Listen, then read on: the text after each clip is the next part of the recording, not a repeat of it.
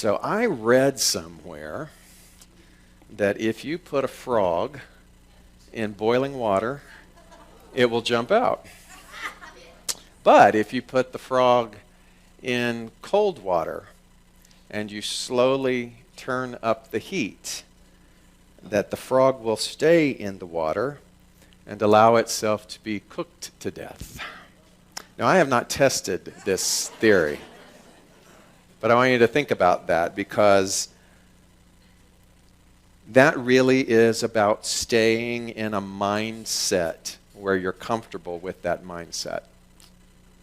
And what we know is that the inherent nature of us, the goodness of us, the expansion of us, the intelligence of us keeps turning up or causing us or beckoning us to get out of the conformity of that situation. And if we don't, if we stay with the story, it's as if all of that consumes us and we find ourselves burnt in boiling in this death environment. And so staying in a mindset for too long, sticking with a story for too long, getting comfortable in any form or any fashion is resistance to change. And what do we understand about change? It's our friend, right? We love change. Try Googling resistance to change. It's fascinating. All kinds of articles and stories and quotes and things. And my eye caught this one in particular, and it was a story from Disneyland headquarters.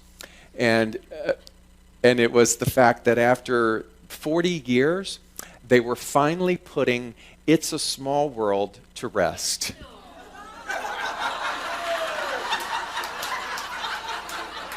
Now, when was the last time that Lexa rode on It's a Small World at Disneyland? But you see her reaction, right? No!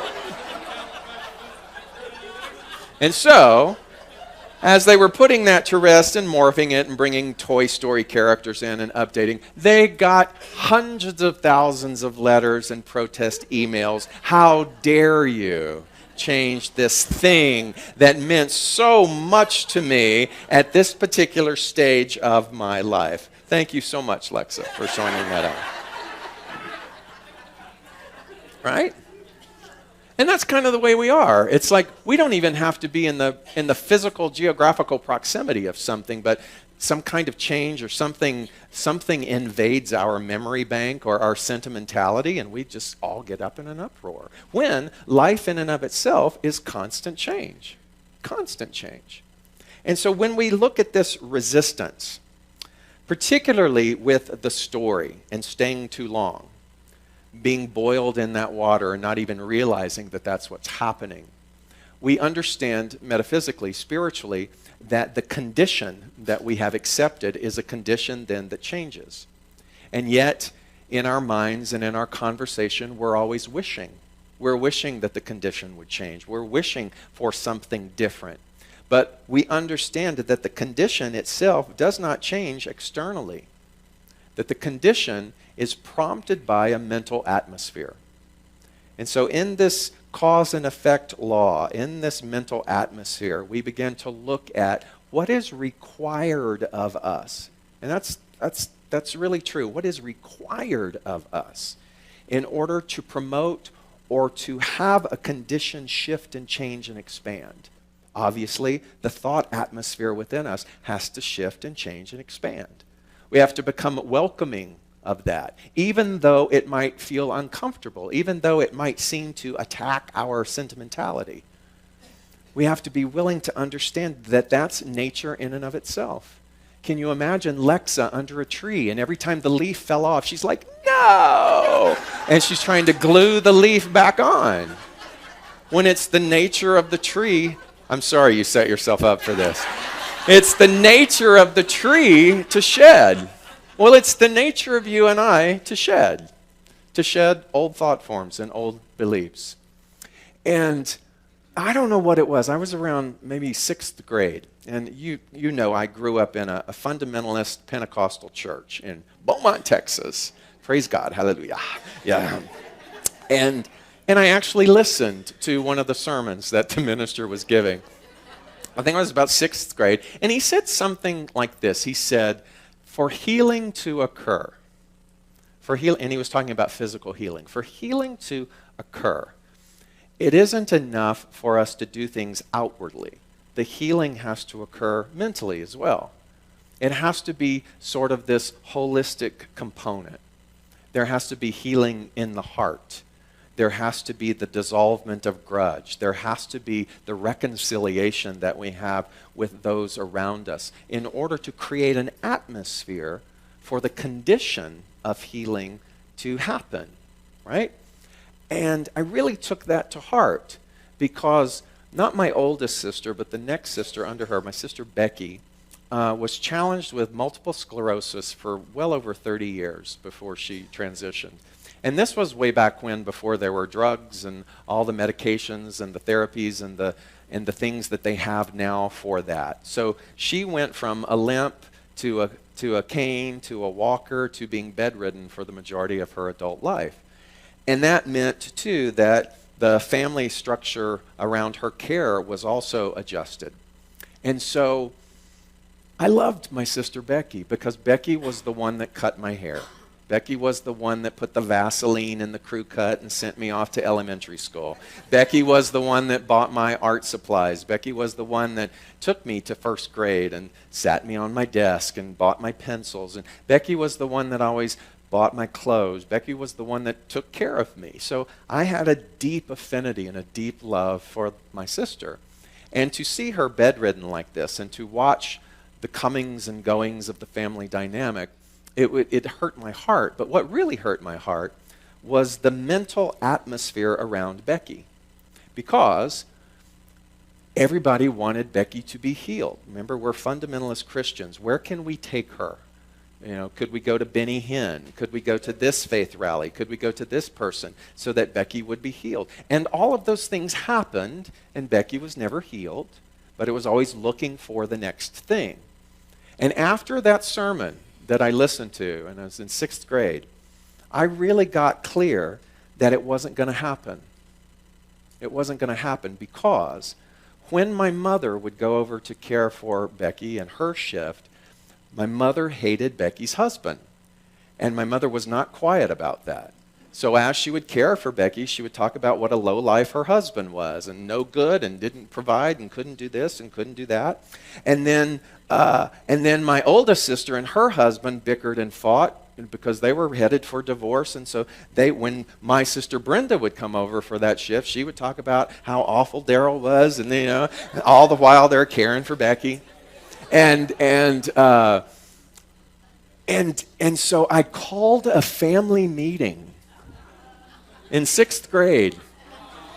We had never had a family meeting before.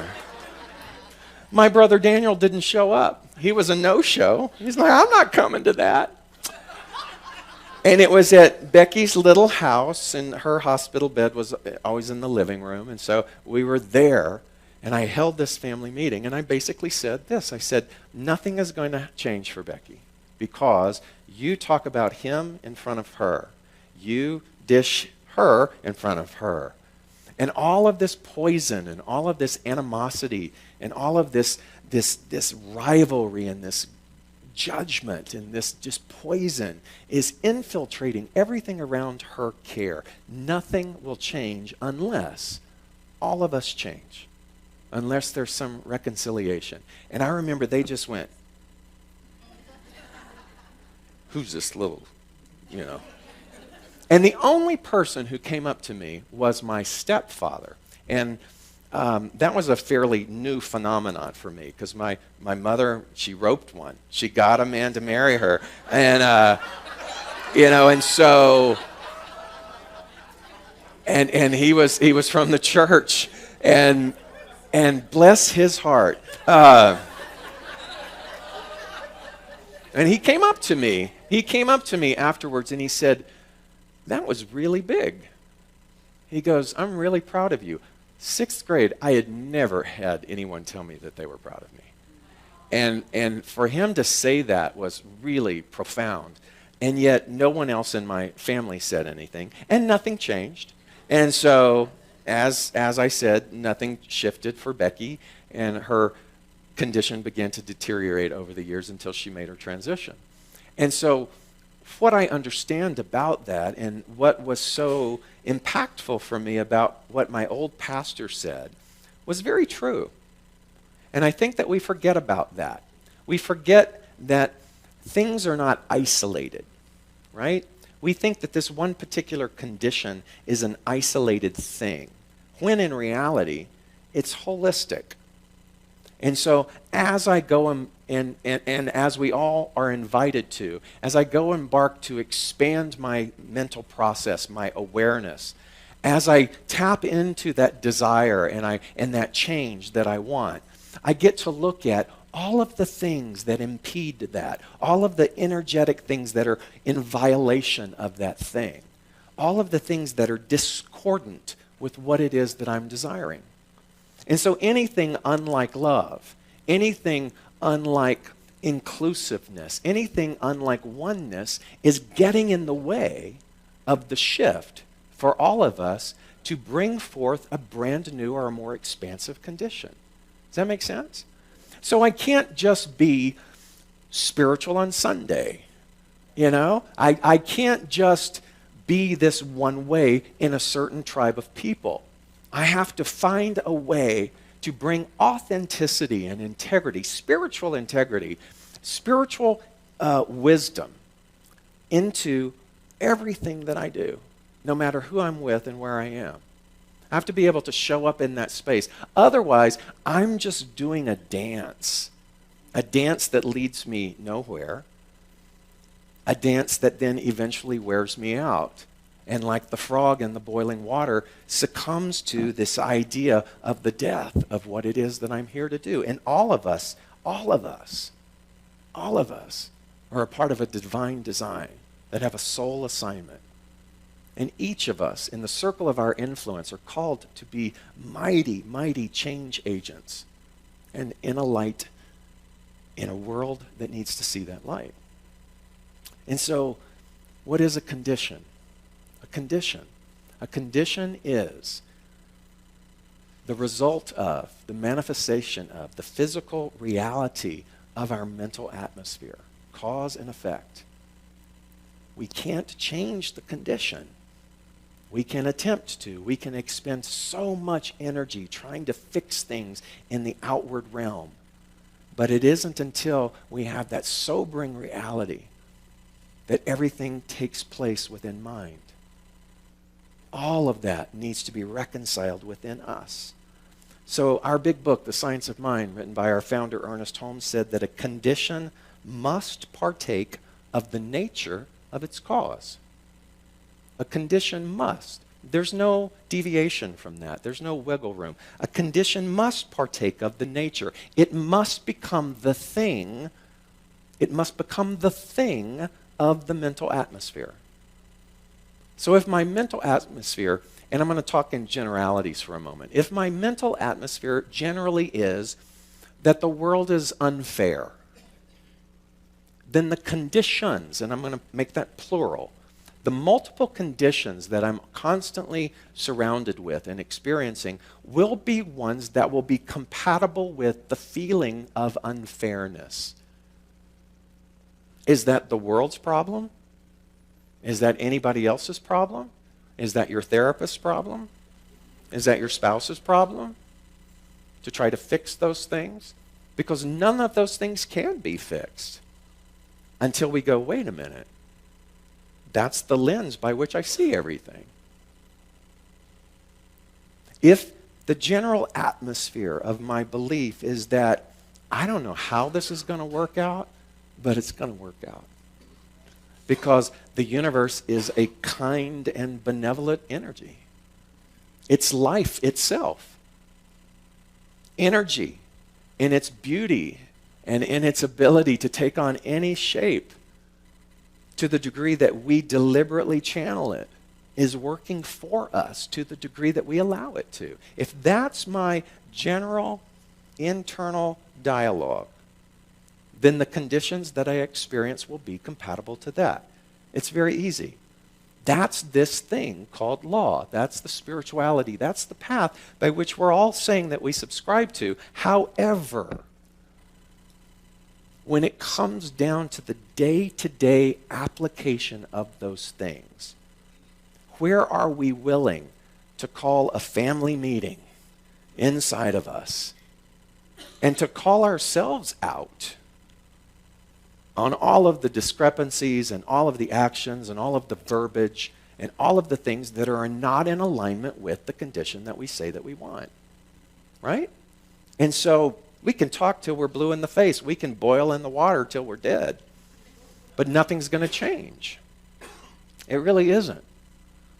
And so the opportunity then is always there. So our founder, Ernest Holmes, said, here's the way to do it. You are not dealing with conditions. You think you are, but you're not dealing with conditions. You're not dealing with personalities. You're not dealing with illness out there. You're not dealing with war. You're not dealing with those things in its totality. You are dealing with thought. Nothing else. Thought and this idea of spirit. Now, most people, and I'm going to say that, most people are infuriated by this because the misinterpretation says that those things then are not happening. Of course they're happening. But the conditions of what is happening are a reflection of what? Thought. This is not judgment. This is not good, bad, right, wrong. This is simply law. Law is no respecter of persons. Law does not wait for the ignorant to become aware of law. Law just is. And so when cultures clash, because cultures in their thought atmosphere have fear and retaliation and superiority, and their God is the right God, you start to see the multiplicity of conditions that continue to be birthed from that. You start to see people fighting in the name of a God they don't even understand. There is no God that wants you to fight in its name. Because that's not what life is. But that has to become a realization. And you see, when that happens, one of the first things is overwhelm, because we go, nobody's going to change. This isn't about anyone changing. This is about you and I, in the privacy of our own practice, being willing to change. Because you see, you and I don't fully understand the power of one significant personal choice. You don't. You think that by shifting and changing your own mental consciousness, you and I think that by taking care of the sanctity and the sacredness of the physical body, the mental body, all of the things, by doing this, that it doesn't have any impact out there. But you are thinking in an archaic way. Because every time you and I take personal responsibility for the conflict out there, the oneness that we are expands. You're not going to be able to see that in the immediacy of it. But you have no idea of the ripple effect, the vibration, the things unseen with the physical eye that are happening at the moment of our decision to step up and to say yes to the greater power of who and what we are. But it's evident. It's evident. In our meditation class that just ended this week, there was a thing in the book that we used that talked about the fact that when the Berlin Wall came down, everybody looked at that particular thing as an isolated thing. What they don't realize is that for several years leading up to the fall of the Berlin Wall, there had been little pockets of people on the other sides, on both sides of the wall, who were in prayer vigil, visualizing the day when that thing would be dismantled. There were people who were knowing a particular freedom that was being oppressed. There were people who were doing their work diligently. So when that happened, it wasn't as if it just came out of nowhere. It was that incrementally, and that should be a great friend for you, that word, incremental. When things incrementally begin to be activated within us. What can I do now? What can I do with this condition now? I may be displeased with this condition, but what can I do about it now in my mind? You see? So I watched this little video on Facebook the other day, and they brought all these people in, they sat them in a chair one by one, and they said, if you could change one thing about your physical body, what would you change? And all of the adults all had things. They hated their necks, their eyes, their hair, their height, their weight. They hated all of this stuff. And then they brought children in. And they set the children in the same chair, and they asked them the same question. If you could change one thing about your body, what would it be? And their answer was, I'd love to grow some wings.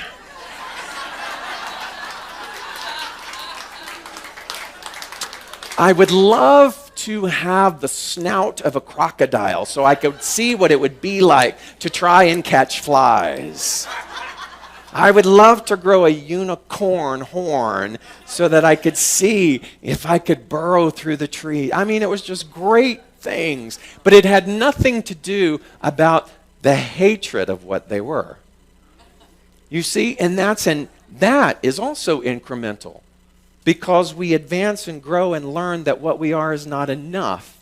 You didn't come in that way, but incrementally, you begin to accept all of the things about us. I began to accept those things. We all did that to the point where we are obsessed by that particular condition, so that subjectively, subconsciously, when we see ourselves, it's not from praise. It's from noticing the flaw. That's the equivalent of staying in the hot boiling water, because nothing will change. And yet we're saying we want healing. We're going to practitioners for healing. But we're not going home. Come on now. We're not going home, taking the clothes off, standing in front of the mirror and going, yeah. We're not doing that. We're not taking this and going, I love this. You know, we're spanksing our way through life.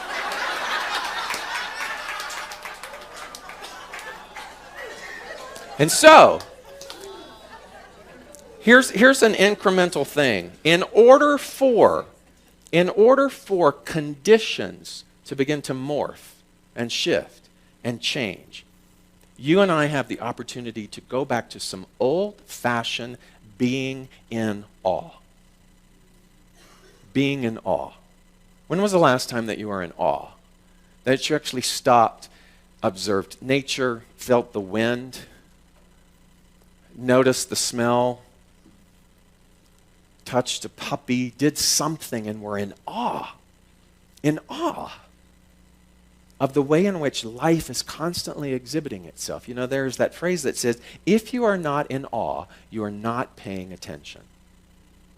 There's also the phrase that said, if you're not angry, you're not paying attention. But you see, those two polarities, we got to meet somewhere, and we got to understand that being in awe doesn't mean that you're not socially active in the world. But you don't march in fighting against something. You go in with vision. You go in with the awareness of divine order. We go in with awe. Awe and wonder are concepts that have fallen into extreme disfavor, if not actual contempt in our culture. Rather than admiring what is greater and better than ourselves, we try to destroy it. We disfigure what is more beautiful than we are, and ridicule what is more profound than we are, and drag what is higher than we are down to our own level.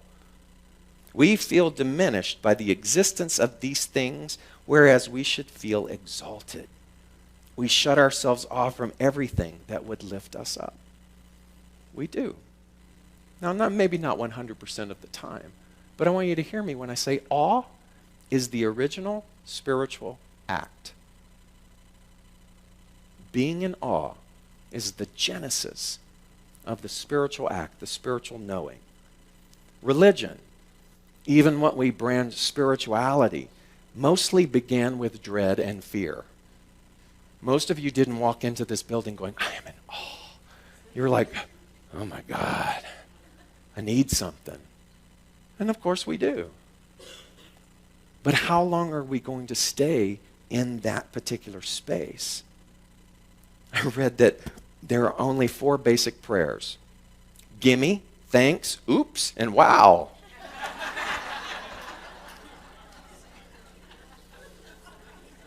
And wow are those prayers of praise and wonder at the way in which creation is unfolding.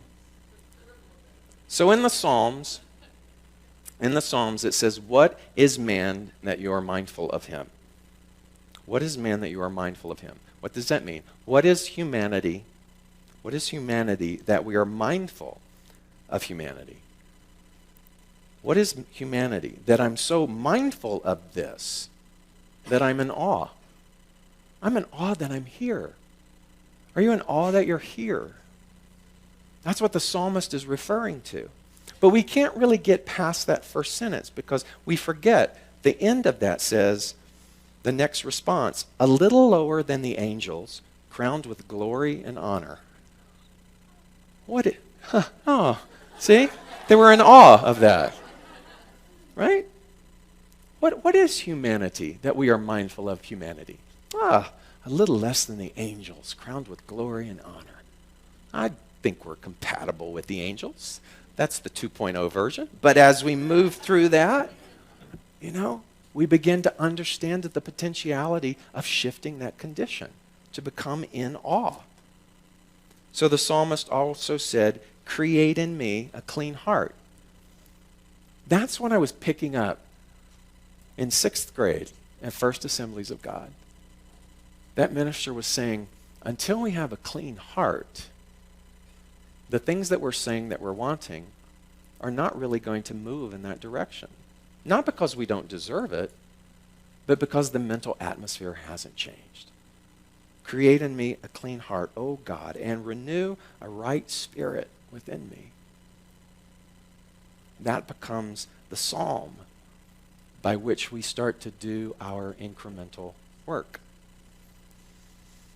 And so I want to give you an example. I met with someone this week, and she was telling me, we were talking about the financial woes of the masses and the people that we speak to and how that weighs so heavy, and that sometimes when we're in that quicksand, we can't really see a way out of it. And how do we change the condition of that? And she reminded me of an exercise that I had forgotten about and how powerful it was. And she said, you start today, let's say today is day 1. So day 1, in mind, you are given $1,000. And you have to spend all of it today. That means you have to go write it down. This day in April, $1,000. How do I spend all of that? Tomorrow, it doubles. You're given $2,000. And before the day ends, you have to figure out where all of that's going to be channeled to. The next day, it doubles. So now you have $8,000. And you have to determine, I'm 4. Math is my friend. So 4. The next day, 8. See, I'm so enthused, I'm skipping. The next day, 4. The next day, 8. And each of those days, I have to spend every bit of that. So the next day, 16,000. How am I going to spend that? The next day, 32,000. Today, I'm actually on 32,000. And in my practice, I'm also tithing to people. That's the first thing. Like the 10% comes off. Some of you, you're getting some of that in mind. So just be prepared. But I want you to just think about that. And she said, can you imagine if we sustained that for a month? Where our consciousness would be around that? And then for her, she's trying to go 3 months. She goes, I don't even know if I can count that high. But that means that you have to start thinking about creating foundations, building things, changing the way food is distributed across the globe. You got to start doing all of these things because you have the means to do it. Can you think that big? Can you? Because you see, that one little incremental exercise every single day, I got to spend every bit of it, is going to force us to stop and think about what we want to do. And when was the last time that you really stopped and thought, what would I do if I did have that? Do any of us even really go there? Do we take it to that extreme? And so, I'm prepared to. Are you? I got one over here. And so, it's time for a condition remission. To be able to look at what was old and allow ourselves to be able to usher in something new. I want to try one thing. Hi, I'm David Ault, and I simply want to say thanks. Thanks for taking the time to watch our broadcast here at Spiritual Living Center of Atlanta. We have a vision, and that vision is to reawaken all to their spiritual magnificence. And one of the ways that we are able to do that is through this very medium of broadcasting. So if you got anything out of this, if you felt in any way inspired, or if something spoke to you directly, then I extend an invitation to you to become a part of our family by donating. And there are many ways in order for you to be able to do that. One is to simply go to our website at slca.com, and there you will find all different kinds of prompts that will help you support what it is that we are doing here in Atlanta. One way is to become a pledger. That means that you decide on a monthly basis that you are going to help us with this vision. Another way is to donate through our management system called Fellowship One, another through PayPal, and another even easier way is on your cell phone. You can do what's called text to tithe, and that number is 404-796-7030. Again, thank you so much for your support, and I invite you to come back weekly to see what it is that we're up to. Blessings.